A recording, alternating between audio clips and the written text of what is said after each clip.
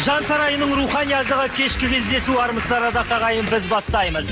Танымал болудың түрлі жолы бар. Біреу талант арқылы танымал болып жатса, енді бірі ғаламтор желісіне жүгініп жатады. Кешкі кездесу бағдарламасының бүгінгі санында ғаламтор арқылы жұлдыз болған жандар жайлы әңгіме өрбітетін боламыз. Студиямыздың алғашқы қонағы әлеуметтік желі арқылы танымал болған жырау Жан Ахмадиев және Смитти. Кешкі кездесу бағдарламасында қонақта.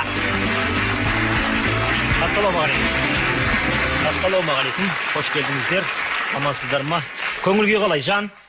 Смитти деп атай берейін ба? Әлеуметтік желіде, ғаламторда Смитти дейді, ал өмірде азан шақырып қойған атыңыз? Алмас. Аман. Танысқаныма қуаныштымын. Әңгімемізді бастамас бұрын даудың басы Дайрабайдың сиыры дейді, сондықтан да экранға назар аударайық, тамашалайық.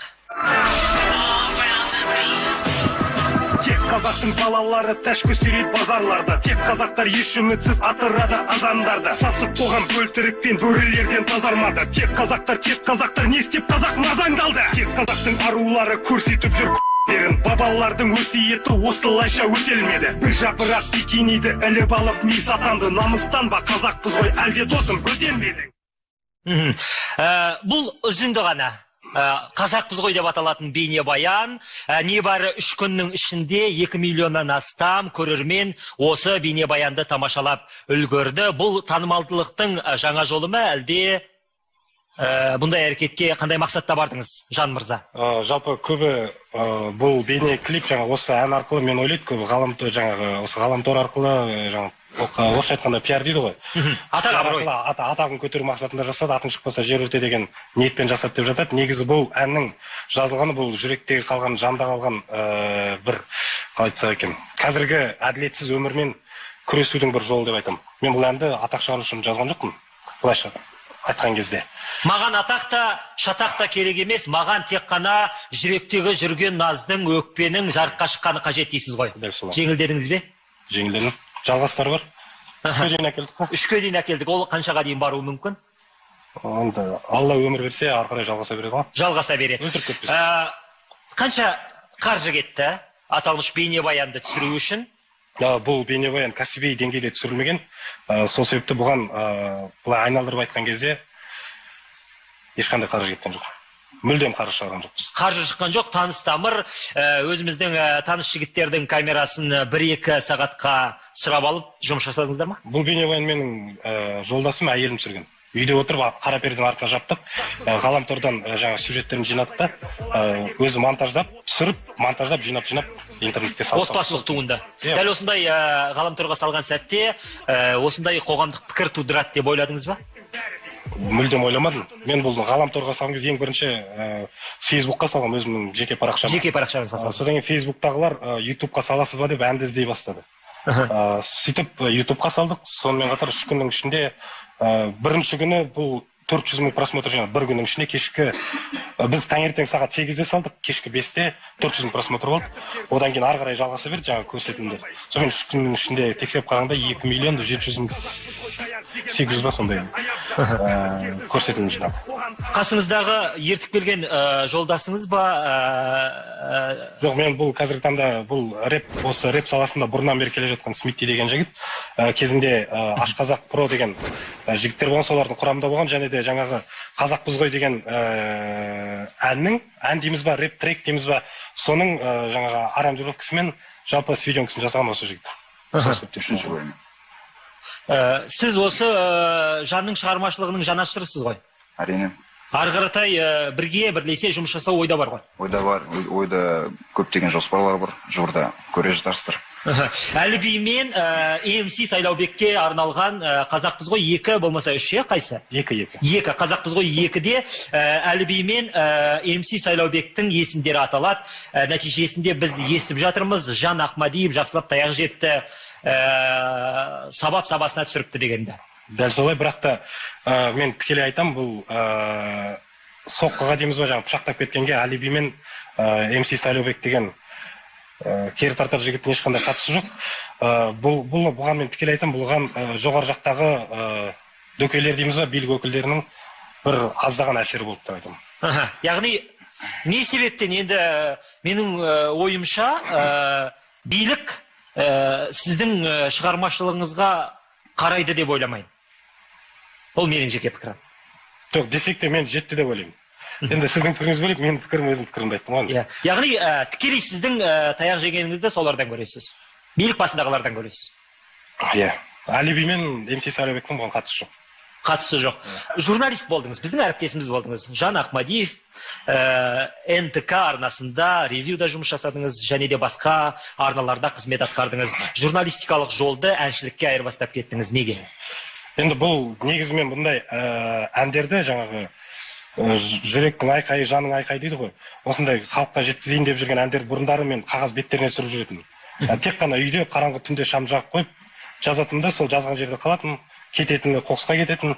Сөйтіп жүрген кезде бір күні маған әйелім айтты, неге осыған жаңа мен кейіннен келе осы телевизия саласында жүргеннен кейін Жихангир Music деген топ болды. Топтама дейді, мысалы көп жігіттерден құралған. Неде лейбл дейді да, соларды продюсер етіп, солармен жұмыс істеп жүрдім. Солардан мен жаңағы студияларында жүретін, рэп айтқандарын көретінмін. Кейіннен олардың сөздерін түзеп жүрдім, себебі көптеген сөздер ұйқастары келмей жатты. Сол кезде әйелім айтты, неге осы рэп айтып көрмейсің деп. Осылай неге бір бейнебаян түсірмеске деген ұсыныс тастады. Содан кейін осылай жалғасып кетті. Бәрін құртқан сонда әйеліңіз болып тұр ғой. Көп көрім журналист әнші қылған. Енді кешкі кездесу бағдарламасында бүгін бізде қонақта Орда тобының белді мүшесі Дастан Оразбеков және әлеуметтік желінің қадірін жақсы білетін Асқат Тарғынов мырза отыр. Қонақта қош келдіңіздер. Дастан мырза, Жан Ахмадиев бауырыңыздың шығармашылығымен қашан таныс болдыңыз және көзқарасыңыз, пікіріңіз? Енді өзі Жанның өзінің өнерімен шыны керек ақиқатты жырлағаны ол жүректі бір қозғаған дүние болды. Бірақ ақиқатты айтқан азамат түбіне шейін ақиқатты айтып өту керек деп ойлаймын. Жалпы неге бұл тек қана ғаламтордан ғана шықты дегеніне қарным ашқан сәттер болды. Өйткені кәсіби деңгейде бейнебаян жасап шығарғандар дұрыс болатын еді деп ойлаймын. Ал енді ғаламторда осылай өзінің өнерін көрсетіп, ақиқатты айтқандықтан болып қана қазақ елі оны қараған. Әйтпесе, егер ақиқаты болмаса, егер оның шыншылдығы болмаса, оны ешкім қарамас еді. Ал енді бірақ қазақтың баласы базарда тәшки терді дегенге оны ұялудың қажеті жоқ деп ойлаймын. Өйткені мен де сол азаматтардың бірмін, базардан тәшки теріп, сол жерде еңбек жасап. Ол әрбір азаматтың бойында қасиет деп ойлаймын. Еңбек жасаймын десе, ешкім сенің алдынан тамағын тартып алмайды. Ол соны айтқан дұрыс болатын еді негізі. Ақиқатты айтқанда ташкысын айтып, ал неге сен оны алға ұмтылғанын айтпадың, соған кішкене қарным ашты. Ал мынау қыз, біздің қазақ қыз балаларымыз бикини киіп, әлемдік деңгейде қазақ мисс болып аталып жатыр. Қазақтың қызынан басқасы қайсы өзі әйтеуір көйлек киіп алып мисс атанып жатқан. Ол да бір қалай айтсақ болады, таңдау жолының бірі. Ол жерде бикини кигені ол әлемдік деңгейде өзінің сұранысы болғандықтан ғана киеді. Жалпы қазақтың қызы мен бикини киіп өзімді мисс қылып атаймын дегісі келмейді. Ол сондай ұсыныс болғандықтан болып істейді. Жалпы сіздің айтылған сөздеріңіздің біразіне тыңдап отырып мен жауап жазған болатынмын. Енді қазір басынан аяғына шейін оны қазір жауабын айтып отырсам, онда бүгінгі кешкі кездесу бітіп қала ма деп ойлаймын. Яғни сөзіне тікелей тоқталып қарап шықтыңыз. Ішінде яғни эмоцияға берілген сәттері көп болды дейсіз ғой. Бәлкім оған Жан мырзаның жауабы бар шығар. Жалпы жаңағы Дастан мырза осындай үлкен сахна төрінде жүрген ағаларымыздың бізге қолдау көрсетпеген әрине жанды ашытады. Себебі ол кісі айтып жатыр, бикини киген қазақтың қыздарының осылай жәутеңдеп жан-жаққа жалбыратып, бүкіл дене бітімін көрсетіп жүрген орнықты нәрсе деп отыр да. Өздерінің талабы бар, олар миске қатысып біздің атымыз шығарып жатыр дейді да. Неге бізде мысалы миллиондаған қазіргі таңда спортшыларымыз да өзінің атын шығарып жатыр. Неге біз қарындастарымыз өсіп бикини кигізіп қана Қазақстанның аты керемет шығады деп айтпаймын. Сонымен қатар біз ислам мемлекеті болғаннан кейін бізге ондай жоқ, жалпы айтқан кезде көбінесе енді қазақтың дәстүрінде ешқашанда қазақтың біздің апаларымыз бикини киді ма, мен соған жаным ашығаннан шығардым. Сен неге қас шапан киіп отырмайсың? Неге немесе тымақ кимейсің? Жоқ, мәселе мен бірінші жауап айтып кетті, кәсіби деңгейде түсіріп ары қарай бару керек еді дейді. Бұл әнді ешқандай да телеканалдар алмайды. Мен бағана айтып жатырмын, сұмдық биттік сөйттік себебі бұндай. Айбетпе, біз шыны керек Орда тобы, ақиқатты айтқан топтардың бірі Қилы заман деген әнді біз айтып шықтық. Сол Қилы заман деген әнді бүкіл телеарнада көрсетіп, платинум өзінің дәрежесін алған болатын. Өйткені бірінші орындан қаншама хит парадтары болды, 56 апта бойы бірінші орынды бермей, сол ақиқат өлеңі болған. Қилы заман деген ән. Біз ақиқат сол кезде орындағанбыз. Кәсіби дәрежеде оны Мәскеуде бар бейнебаян түсіріп келіп қазағымызға көрсеткен болатынбыз. Бәрі қолдады. Бәрі тыңдады, бүкіл әлем тыңдады десек те болады. Сіздердің әндеріңіздің кішкене форматтары басқалауда. Мәселе форматта емес, мәселе сенің қалай жеткізуіңде. Сен егер өзіңнің эмоцияңа беріліп, артық айтқан сөзіңді өзің егер тыңдамасаң, онда сен қалай ойлайсың, халық сені тыңдайды ғой деп. Бәріміз эмоциялық тұрғыдан жүрген уақытта бәріміз эмоционалды азаматтармыз. Бірақ ойымызға келгенде төге беретін болсақ, онда біз кімбіз? Одан артық бөсіп жүрген азаматтардан біздің ешқандай артықшылығымыз болмай қалатын еді онда. Сондықтан да сөзді келтіріп тұрып, егер кәсіби деңгейде орындап шықсаң, онда сені бәрі тыңдайтын еді. Эмоциядан қарағанда шығармашылықты бірінші кезекке қою керек еді дейсіз ғой. Екеуін бірге алып жүру керек. Бірге алып жүру керек. Жалпы бір жағынан дұрыс айтылған, біз бұл бірінші ән болғанда, бірінші қадамда бұл ше, кез келген адам мысалға бастаған кезде әркімде өзінің бір қателіктері болады. Сол себепті бұл басында бірінші кеткен клипте осылай болды. Ал оның жалғасында кішкене қазіргі таңда өзіндік бір кәсіби деңгейде жаңағындай сіз айтпақшы артық сөз айтпай деп. Бұл мен әрқашанда айтып жүремін, ешкім түсінбейді. Сен ойыңа келген жазғансың, ашқасын деп. Бұл түнде үйде отырып жазған. Мен оны жұлдыз болайын, жаңа кәсіби деңгейде әнші болайын, рэпер болайын деп жазған жоқпын. Мен өзім үйде отырып жазған нәрсе де. Енді кәсіби деңгейге өтіп жатырмын дедің Жан мырза. Енді 15 жылдан астам уақыт сахнада жүрген ағалардың пікірін, кәсіби тұрғыда айтып жатқан пікірін болашақта шығармашылық жолда пайдаланасыз деген ойдамыз. Енді ән бізге дейінге әлеуметтік желіде де бірнеше бағдарламалардың аясында да талқыланды. Біздің басты мақсатымыз ғаламтор арқылы танымал болған жандар. Ғаламтор сізге қаншалықты танымалдылықты сыйлады? Барлық танымалдылық себебі бұл әнді YouTube-тың өзінде 2 миллионнан астам, 3 миллионға жуық адам көрсе, бұл ән сонымен қатар көбіне жаңағы WhatsApp деген приложение дейміз ғой, WhatsApp арқылы таратты. Яғни бүкіл журналистік, мысалы 5 жыл жұмыс жасадым журналист болып, сол кезде танымаған жандардың бірақ әнмен танылып кеттім. Солай ғой, таудай талап бергенше бармақтай бақ. Бармақтай бақ. Асхат ағам сияқты ғой. Енді осы кезде Асхат Тарғынов мырза кешкі кездесу бағдарламасында қонақта, өзіңіз арқылы кездейсоқ жүктеген әлеуметтік желіге нәтижесінде осындай танымалдылыққа ие болды. Кеш жарық, енді бауырымды білеміз, ғаламтор арқылы көрдік, көріп жатырмыз, жаңа Дастан бауырым айтқанда қосылам. Бұл енді танымал болуына кішкене себепкер ғой, енді бақ шығар деп ойлаймын. Енді бәрімізге де осындай келіп қалды ғой.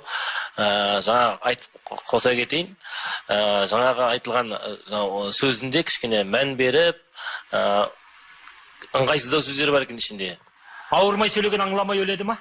Иә, кішкене ақынға қаратып деген сияқты ұятты сөздер бар екен да, сөйтіп жақсылап, аранжировкасын жаздырып, жаңағыдай өзің әдемілеп, орындап, жаңағыдай күшті киіммен жақсы кішкене ақша салып, бейнебаян жақсылағанда маңдай болады.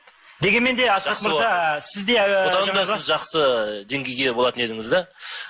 Әлеуметтік желіге сізде өзіңіздің бейнебаяныңызды жүктеген кезде сізге де сын пікірлер айтылды. Сын пікірлер көп айтылды маған да. Өйткені мен енді әркім өз көрпесіне қарай көсіледі ғой, менің шамам келгенше мен де жасадым сондай. Яғни бұл кісінің шамасы келген сол. Иә, шындығы керек, иә, шамасы келген. Бірақ енді мен енді жүгірдім, андамда ағаларыма бардым, достарыма бардым, әйтеуір кішкене ақша салып, өңдетіп дегендей бейнебаянға да ақша кетті. Бір енді қатты болмағанмен ол кезде бізге біраз ақша болатын енді.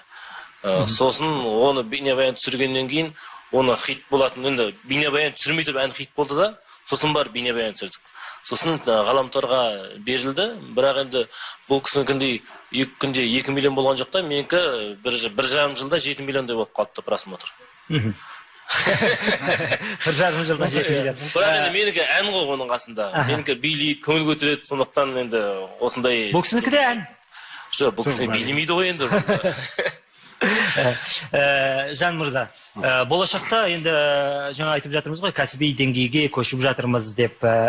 Сондықтан да Қилы заман деген керемет мысалды келтіріп өтті. Жоғары деңгейде түсіріп, өнеріңізді телеарналар арқылы да таратуыңызға болады. Ондай ниет бар. Қазіргі таңда біз үлкен жұмыс істеу барысында, сонымен қатар өздеріңіз сияқты эстрада жұлдыздармен де ән жазу ниетте бар. Енді Алланың қалауымен, Алла бұйыртса, қазіргі таңда, бірақ та қанша десек те менің стилім солай қалыптасып кетті андай. Былайша айтқанда бетке айтады дейді. Мен жай ғана жаңағындай үстіртін, жаңағындай мәдениетті сөздермен айтсақ, халық жақын қабылдамай қалама деген қорқыныш болады да кейде. Мына жаңға не болған, қорқып сапты, мына жел шығып кетті ғой деп айтама деп сондайдан қорқамын да.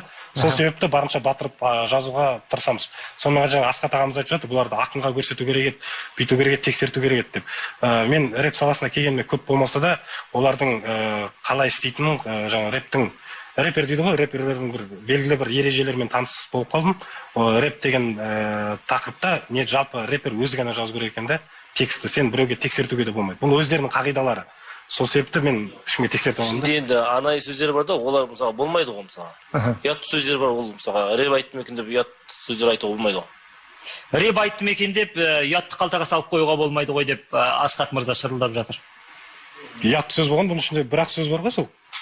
Көтен деген, көті бар деген батыр бар ғой мысалы, айдан берген сол ұяты бар. Бұрыннан бері бар ғой мысалы, жырларда да бар. Жоқ, бұл батыр емес қой, сенің айтқаның. Жоқ, енді жалпы десекте деген ғой. Бұл сондай мәдениетті түрде жеткізуге тырыстық барынша. Жазу барысында бұл енді бірінші жұмыс болғаннан кейін солай кетті. Екінші, үшінші клиптерді көрсеңіздер, ол жерде мәдениетті, жаңағы әдемі стильмен жазылған. Бұл бірінші болғаннан кейін жаңа айтамыз ғой, бір-ақ түнде түсіре салдық, жаздық, түсірдік болды. Рахмет. Көшеде, қоғамдық көлікте танып жата ма? Суретке түсіп? Мен қоғамдық көлікпен жүрмеймін. Жалпы танып жатады. Қазіргі таңда Алланың қалауымен Смиттимен бірнеше әндер жазып, кәсіби деңгейге өттік деп жатырмыз ғой. Енді оны қазір кештің аяғында ағаларымыз көріп бағасын береді деген ниеттеміз. Танып жатады, Танып жатады. Тойға шақыру? Әрине. Бар ма?